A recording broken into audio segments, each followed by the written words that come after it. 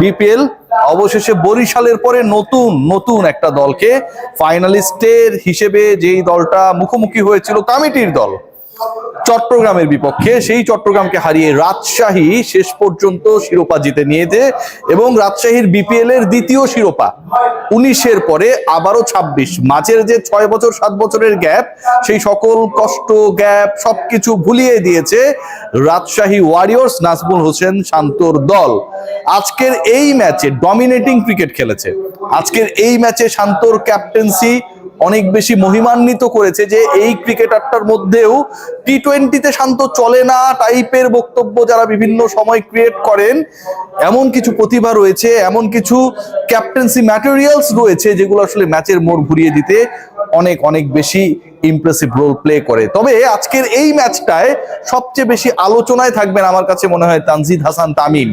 BPL এর ফাইনালে সবাই যে জিনিসটা দেখতে চায় সেটা হচ্ছে অনেকটা ওয়ার্ল্ড কাপ ফাইনালে হ্যাটট্রিকের মতো। কিলিয়ান এমবাপ্পে হ্যাটট্রিক করেছিলেন সবশেষ বিশ্বকাপে ফ্রান্সের হয়ে আর্জেন্টিনার বিপক্ষে, শেষ পর্যন্ত ফ্রান্স জিততে পারে নাই। আর্জেন্টিনা 36 বছরের আক্ষেপ ঘুচিয়ে বিশ্বকাপ জিতেছিল। কিন্তু এবার ওই হ্যাটট্রিক আর সেঞ্চুরি যে তুলনাটা করলাম, তানজিদ তামিম সেঞ্চুরি করেছে, তার দলও জিতেছে। তামিম এবং এই নামের সাথে বিপিএল ফাইনালের সেঞ্চুরি যেন ওতপ্রোতভাবে জড়িত। অন্যরকম একটা রসায়ন যখনই বিপিএল এর ফাইনাল হয়, ঠিক তখন ওই তামিম ইকবালদের। সবশেষ 2 বিপিএল এর ফাইনালিস্ট ছিলেন তামিম ইকবাল খান, আর এবারের বিপিএল এর ফাইনালিস্ট তানজিদ হাসান তামিম। সবশেষ 2 বিপিএল এর চ্যাম্পিয়ন টিম নেতৃত্ব দিয়ে চ্যাম্পিয়ন হয়েছিলেন তামিম ইকবাল খান, আর এবার ব্যাট হাতে নেতৃত্ব দিয়ে চ্যাম্পিয়ন হয়েছেন তানজিদ হাসান তামিম। যেই শতকটা তিনি হাঁকিয়েছেন, বাংলাদেশিদের মধ্যে বিপিএল এর ফাইনালে শতক হাঁকানোর একমাত্র এই তামিমের এই শতকের আগে একমাত্র দৃষ্টান্তটাও ওই তামিম ইকবাল খানের। অসাধারণ। মানে আজকের এই ম্যাচে তানজিদ হাসান তামিমের ব্যাট, তানজিম হাসান তামিমের নক, 174 রানের যে স্কোরটা রাজশাহী করেছে 4 উইকেটের বিনিময়ে, আমার কাছে মনে হয় যে সবচেয়ে বড় রোল প্লে করেছে। 62 বলে 100 রান, বাকিরা মিলে যারা ব্যাট করেছে সবার অবদান হচ্ছে 70-এর কাছাকাছি, কিছু রান ছিল এক্সট্রা। এই ম্যাচটাকে কেন্দ্র করে আলোচনা করতে গেলে কয়েকটা পার্ট থাকে। ফাইনালের চ্যাম্পিয়নশিপ নিয়ে আলোচনা করতে গেলে কয়েকটা পার্ট থেকে যে আলোচনা কেউ করবে না, আমি করছি।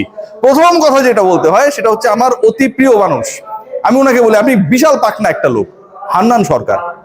হান্নান ভাই আমার কন্টেন্ট লাইক করে না, দেখেও না। এই মানুষ বিপিএল এ মোটামুটি একটা দুর্বল আবাহনী মানে অনেক বড় শক্তিশালী দল, সেটাকে চ্যাম্পিয়ন করেছিল কদিন আগেই। এই মানুষটা বিপিএল এ রাজশাহীর দায়িত্ব পেল, দলটাকে গড়লো।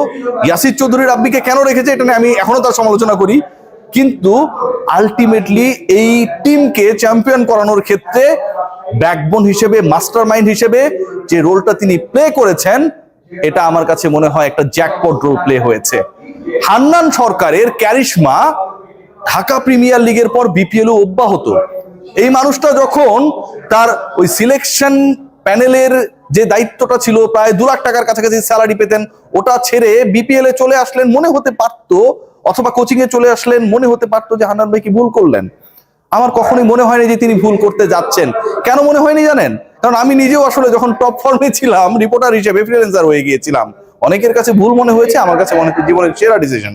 হান্নান ভাই তার কোচিং মেধাকে কাজে লাগিয়ে এই দলটাকে এমন ভাবে গড়েছে, ফাইনালি দলটাকে চ্যাম্পিয়ন করেছে। চ্যাম্পিয়ন হওয়ার আলোচনায় রাজশাহী যতটুকু ছিল তার থেকে অনেক বেশি রংপুর ছিল, রাজশাহী যতটুকু ছিল তার থেকে অনেক বেশি একটা সময় সিলেটও ছিল, ক্রিস ওকসের মতো ক্রিকেটারকে নিয়ে এসেছে। কিন্তু আজকে আমার কাছে মনে হয় যে হান্নান এবং শান্তর রসায়ন আলটিমেটলি পদ্মাপাড়ের দলটাকে চ্যাম্পিয়ন করতে বিশাল রোল প্লে করেছে। তানজিদ তামিমের কথা বলছিলাম, আজকের এই ম্যাচে তানজিদ তামিমের কথা যতবার বলতে হয়, যতবার তামিম ইকবালের সাথে তুলনা করতে হয়, ওই ক্যালকুলেটিভ হিসাবগুলো আমি করতে চাই না। অমুক বলে অমুক, তমুক বলে তমুক, এত রান এত উইকেট পেয়েছে, এইসব আলোচনা রিয়াসাত আজিম কম করে। আজকের এই ম্যাচটা মুশফিকুর রহিমের জন্য বিশেষ। সবশেষ 2 বিপিএল এ মুশফিকুর রহিম, যেই তিনি টানা 2 বার চ্যাম্পিয়ন হলেন বরিশালের হয়ে, ওই তামিম ইকবালের দলের হয়ে, এবার মুশফিক চ্যাম্পিয়ন হলেন রাজশাহীর হয়ে। বগুড়ার ছেলে মুশফিকের এই রাজশাহীর হয়ে যে চ্যাম্পিয়নশিপ আজকে, সেটা আরো একটা জিনিস মনে করিয়ে দেয়, আগামীর বিপিএল আপনারা যারা দল গড়বেন, যেই মুশফিককে ব্রাত্য মনে করা হতো, যেই মুশফিককে মনে করা হয়েছিল এবারের বিপিএল এ প্রথম ফেজ শেষে নিলামের আনসোল থেকে যাবেন 35 লাখ টাকার মুশফিক, আমার কাছে মনে হয় সবচেয়ে বড় লাকি চার্ম। তিনি যেই দলে থাকেন এন্ড অফ দ্য ডে সেই দল চ্যাম্পিয়ন হয়। এবং মুশফিক বিপিএলটাতে খুব খারাপ খেলেছেন তাও না, সবচেয়ে 2-3 ম্যাচ ভালো করতে পারেন নাই ঠিকই, বাট মুশফিকের যে আজকে এক্সপেরিয়েন্স, রান আউট করার ক্ষেত্রে কিপারের যে ক্ষিপ্রতা, প্রত্যেকটা জায়গায় the way he played his role tremendous. Mushfiqur Rahim, Hannan Sarkar, Najmul Hossain Shanto এবং তানজিদ তামিমের গল্প যখন বলতে হয় ঠিক তখন আরো কিছু ক্যারেক্টারকে আপনাকে সামনে আনতেই হবে। খেয়াল করে দেখুন, টার্গেটটা ছিল 175 রানের এবং সেই 175 রান কমিটির টিম, যেই চট্টগ্রাম রয়্যালসকে কেউ কোনো হিসাবের মধ্যেই ধরে নাই এবারের বিপিএল খারাপ করবে, তারা ফাইনালিস্ট। এবং এই দলটা বদলে যায় কার ছোঁয়ায়?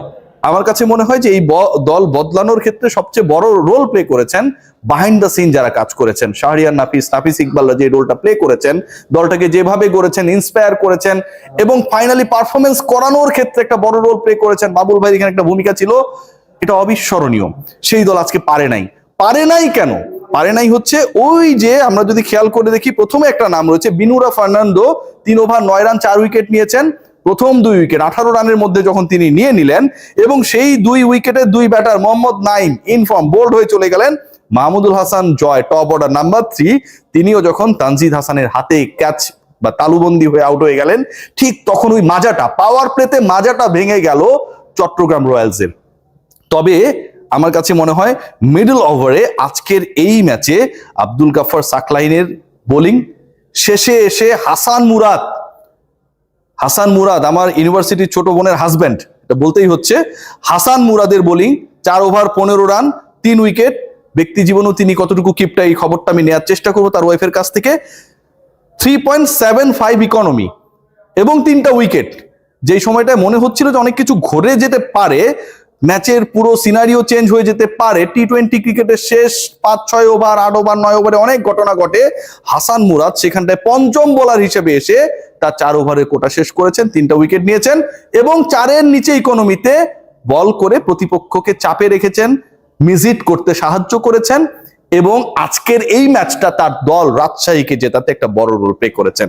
খেয়াল করে দেখবেন আজকে নাজমুল হোসেন শান্তর যে ক্যাপ্টেন্সি, বোলিং চেঞ্জেস গুলো যদি খেয়াল করে দেখেন, বিনুরা ফার্নান্দোকে তিনি তারপরেও রেখে দিয়েছিলেন 3 ওভার হওয়ার পরেও, সাকসেসফুল হবার পরেও, 9 রান দিয়ে 4 উইকেট নেবার পরেও। আবার একই সাথে আব্দুল গাফফার সাকলাই